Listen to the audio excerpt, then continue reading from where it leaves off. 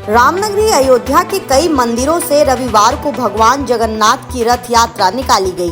गाजे बाजे के साथ धूमधाम से भगवान की शोभा यात्रा में हजारों भक्त शामिल हुए, जो नगर में भ्रमण के बाद वापस अपने स्थान पर आकर संपन्न हुई।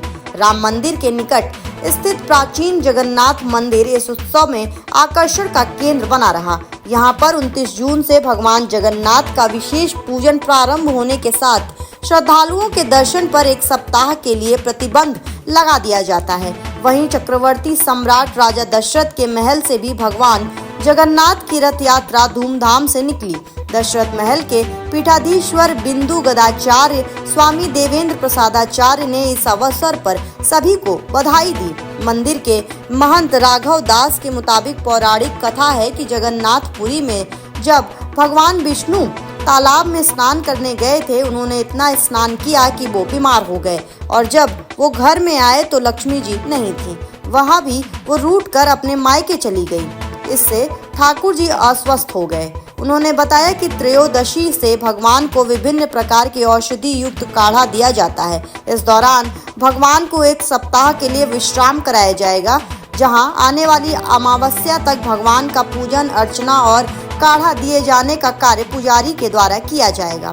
कुल मिलाकर हर साल की ही तरह इस साल भी आषाढ़ शुक्ल द्वितीय पर रामनगरी के दर्जनों मंदिरों से गाजे बाजे, हाथी घोड़े साथ धूमधाम के साथ भगवान जगन्नाथ की रथ यात्रा निकाली गई। भगवान जगन्नाथ रथारूढ़ होकर अपनी बहन सुभद्रा व भाई बलदायु संग नगर भ्रमण को निकले। भगवान श्री जगन्नाथ जी की यात्रा होती है और भगवान श्री राम ही जगन्नाथ जी हैं, इसलिए यहाँ पर भगवान श्री राम जी की रथ यात्रा निकलती है।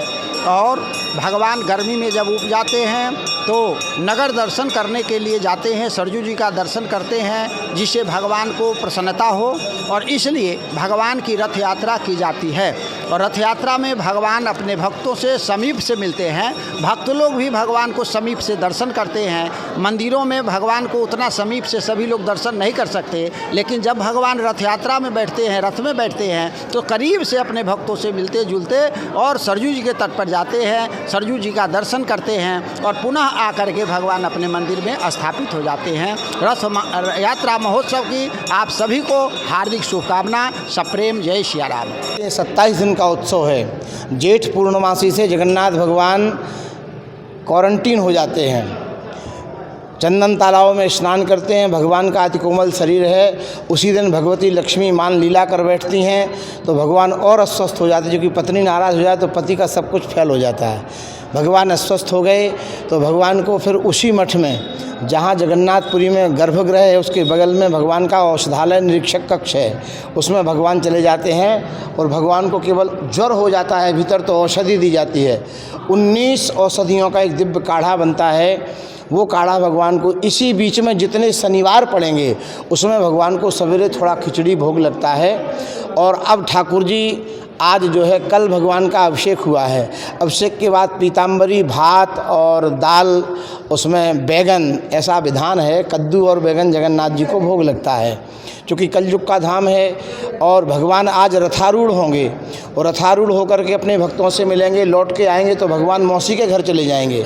हमारे जगन्नाथ जी कल 8 तारीख को इस्कॉन मंदिर है जो कैंट में, वहाँ जाते हैं और 10वीं को लौटेंगे।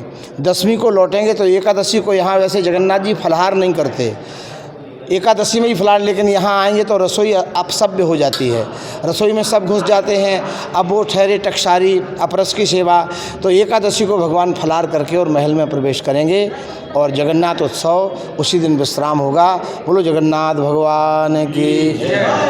पूर्वांचल का पहला NBA मान्यता प्राप्त संस्थान KIPM GIDA Gorakhpur quality education और बेस्ट प्लेसमेंट के लिए राष्ट्रीय और अंतर्राष्ट्रीय पुरस्कारों से सम्मानित।